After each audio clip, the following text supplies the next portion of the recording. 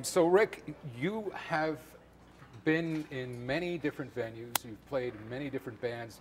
Let's just look at this one for a second. Have you ever been to the Claremont Hotel before? I haven't, and it's fantastic. I'm just thrilled to be here. It's a great place to play and to stay. We're looking forward to a night together. My wife is here, and we're going to enjoy a little honeymoon away from the kids for a minute. Exactly. The best thing about coming to a gig at the Claremont is being able to stay at the Claremont. The Claremont's been here since before anything else was around it. There's some great pictures in the lobby. I saw some of those. This grand hotel and nothing. Yeah, it's fantastic because there's sand dunes almost around it or something. It's no trees. Nothing. It's just pasture land. I know. Just hills. So why don't we talk a little bit about your new album that isn't out yet? The CD that I just finished working on, I worked on with Philippe Sace. And Philippe, you know, produced one of my all-time favorite CDs, which is Gato Barbieri's Que Paso. And God, what an incredible piece of music it is. And Philippe came to visit, and he was thinking about moving from New York to Los Angeles, and I kind of took him on a tour of the neighborhood and introduced him to some people, and we had a great time, and we started working on some music, and he sent me what turned out to be the title track for the new CD. And the interesting thing about this track is I usually don't record pieces of music other than established covers that pieces of music that have been completely composed by somebody else. And Philippe just wrote this incredibly beautiful song. He brought it in, had the melody all written out, old school, had a chart, had the arrangement all worked out, and I just played on it like an old-fashioned session trumpet player. And it was one of the most beautiful pieces of music I'd ever heard. What's the title of that? It's called All It Takes. All It Takes. So that's the title cut from the CD. So that's the new CD that's coming out. It's coming out in July on Mack Avenue Records. Probably going to be on Artistry, though. I'm not sure which. But your most recent one that people can get is yours truly. Correct. And that tells your kind of your life story through the music that has influenced you or you've been part of over the years. Exactly. Yeah. There's a whole lot of great songs on there that have been a part of my life over the years. I like the cover version of Walk on the Wild Side. Yeah. By Lou Reed. Yeah, that was one of those songs that, you know, I think when it came out there was no other song like it. But that was like something that made a big impression on me, and I thought it would sound great with a muted trumpet and acoustic bass, and it turned out it sounded real good that way.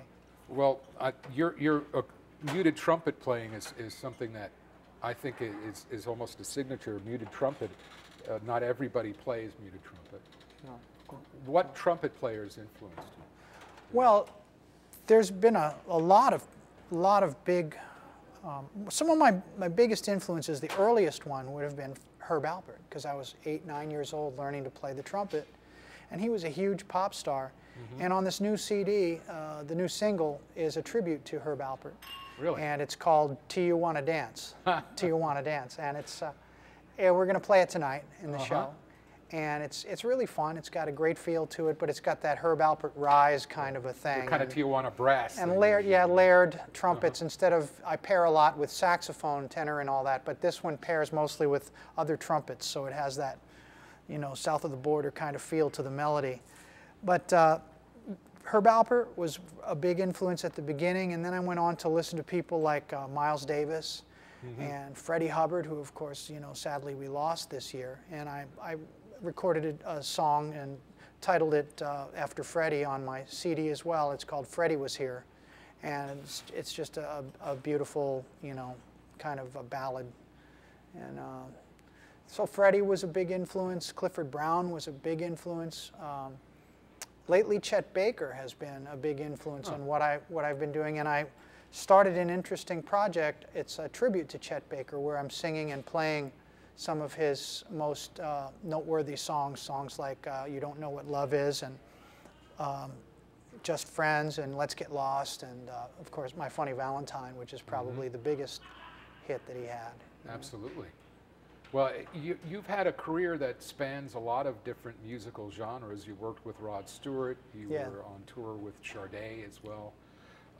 You also have become quite a well-known producer. I mean, if you go to AllMusic, there's 2 pages worth of credits for Rick Braun. Is there any particular work you're most proud of? Besides your solo work, well, and your own albums. I've enjoyed everything that I've done, and I've just, the work I've done with Marc Antoine and Jeff Golub, that was really, I think working with Marc Antoine was really a special time, because at that time, Tommy LaPuma was still working at GRP, and so it was kind of being drawn into Tommy's circle, and with Bill Schnee and some of the great producers and mixing engineers in Los Angeles, and working with Marc was really a special time. We had a very fiery relationship, and it was fun. We just really made some great music together. One of the things that I did that's kind of off the track as well is I recorded on Tina Turner CD, on the Private Dancer CD. There's a song called "Why Must We Wait Until Tonight," and that was really fun, because I was on the road with Sade in New York, and Roger Davies, who is her manager, also manages Tina Turner, and he was going to have Herb Alpert play on this track, but then he heard me playing with Sade, and he said, "I'd like you to come and do the." So he flew me on the red eye. I just finished playing with Sade. I limoed to the airport at JFK, flew back to Los Angeles, got right off the plane, went into the studio at A&M, and there was Tina Turner in the studio, ready for me to play, and I got off the plane, get ready to play, and there she's right next to me in the studio, singing in my ear what she wanted to hear from my horn. That's beautiful. And it was a real special time. I mean, this last year was I had a really amazing gig as well. I was the featured artist at the Governor's Ball for the Academy Awards. Really? Yeah, it was fun. It was really great to be there and have, people like, Leonardo DiCaprio, like right there, and of course Christopher Walken and Angelina Jolie, and my wife ended up actually talking to Angelina Jolie, and she was very nice. And let's talk about the band that you have with you tonight. Who are we going to hear with you? Well, it's a great band, and it's kind of an all-star band, because Greg Karukas is playing keys, and fans of smooth jazz know that he's a very successful artist in his own right, and I'm honored to have him here. He's going to play one of his own songs, "Girl in the Red Dress," which was a big hit. Great. And so we've got him. I've got Jimmy Roberts. Jimmy Roberts was in the Rod Stewart's band with me. We had a lot of good times together. Bass player? Saxophone player. Saxophone player. Saxophone player. And then Nate Phillips, who was in the Daz band. And we crossed paths when I was traveling with War way back in the 80s. And then, of course, Ricky Lawson is playing drums. Ricky is, one of the premier drummers of our time. Toured with Michael Jackson. Michael Jackson, Steely Dan, you name it. He's recorded with just about everybody, and I've got him here with me today. And then Randy Jacobs is playing guitar. He's playing with Was Not Was, and he's recorded with lots of different people. I mean, he's on tons of records as well, and he's worked on my records, and he has his own band called the Bone Shakers, and they're very good. It's a very good band. So it's an all-star band. It really is. The songs you're going to play tonight. We're going to play Cadillac Slim. We're going to do Notorious. We're going to play Hollywood and Vine. We're going to play Greg's tune, Girl in the Red Dress. We're going to play Shake It Up. We're going to play Grazing in the Grass, Green Tomatoes. We're going to play Emma's song. We're going to play,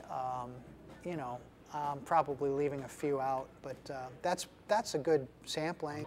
Rick, it's a pleasure to see you again, and next time maybe you and I will go golfing and well, we can try. I'm only good for about 4 swings. Well, I'm even worse than that. So. Okay, well, thanks, Rick Braun, here at the Claremont Hotel for a gig tonight, and it's a beautiful night in April 24th, 2009. Thank you. I'm Paul the Lobster Well. It's been my pleasure to talk to you. Thank you, Paul. It's a pleasure to be talking to you as well.